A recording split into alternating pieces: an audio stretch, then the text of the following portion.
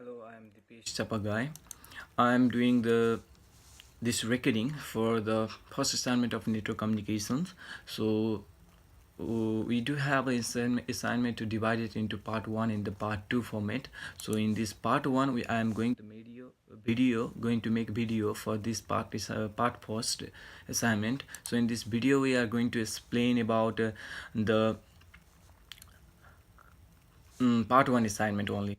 So this in the first part we can see that it is divided into the many parts, so we have to choose this among these encoding scheme we have to choose the one. So it is saying according to the question that explain any one of the following digital encoding schemes with examples and typical applications.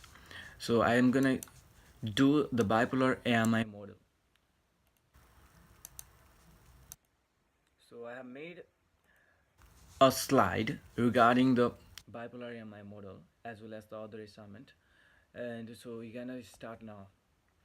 Bipolar AMI model is the simplest type of the bipolar encoding. It is the alternate mark inversions. Means it the name in the name it AMI, it is the alternate mark inversion. The word mark comes from the telephoneme and means one.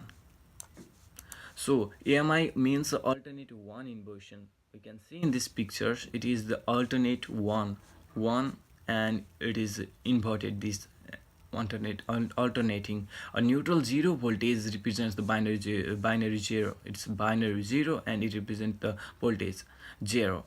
So binary ones are represented by alternative positive and negative voltage. So we can see that if we have to draw the curve, we have to make the one positive voltage as the one, and the zero voltage it will go zero binary digit. So again if there come the one, so it will be inverted at this time.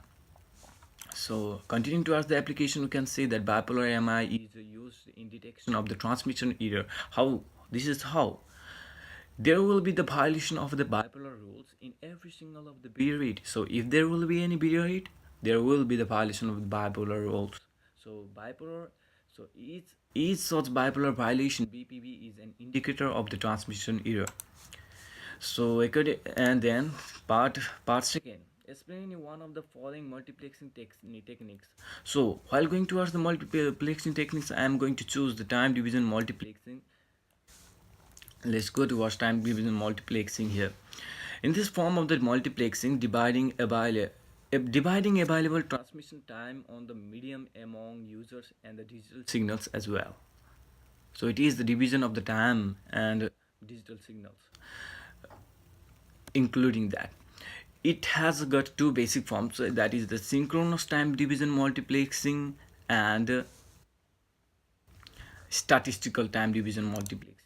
So synchronous time division multiplexing is the original time division multiplexing. Here the multiplexer accepts inputs from the attached devices in a round robin, so like a round robin fashion, and transmit the data in the never ending pattern. We can give the example of T1 example of synchronous time division multiplexing as T1 ISDN and SONET telephone line.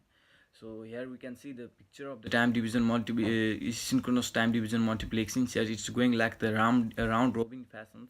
So this is a device, another D, E and F. These are the three devices. They are sending signals D, E and F. It's like a round robin fashion, whether there is data or not. All of the data will be go in this fashion. So next portion is the statistical time division multiplexing. A statistical multiplexer transmit the data from the active data workstation only. So we can see that in this picture. So we can see that the only the active orchestration data are only transport with the certain address here. So we can give the example like a example of this time division multiplexing as the MPEG transport streams for digital TV transmissions. Now, according to the third part, we can I'm here is the difference between. So I am choosing for the lossy versus lossless compression. So Here is the lossy versus lossless compression. So compression is a technique to squeeze more data over the communication line into a storage space or into a storage space. So lossy compressions, the compression technique that does not decompress data back to the 100%. It's like not 100%. But here is lossless comparison. So there will be decompression of the data once you compress. By about 100%, that is the crystal clear data.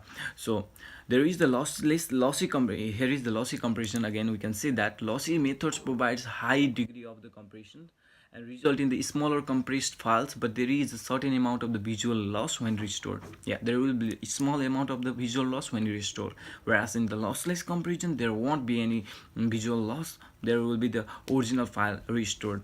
So application of the lossy comparisons, we can see that there will be, you can use in the movie industries and the musical industries, so that there wouldn't be any reduce of this that could be any reduce of the storage for the files, and that would load faster, obviously. So the application of the lossless comparison here comes.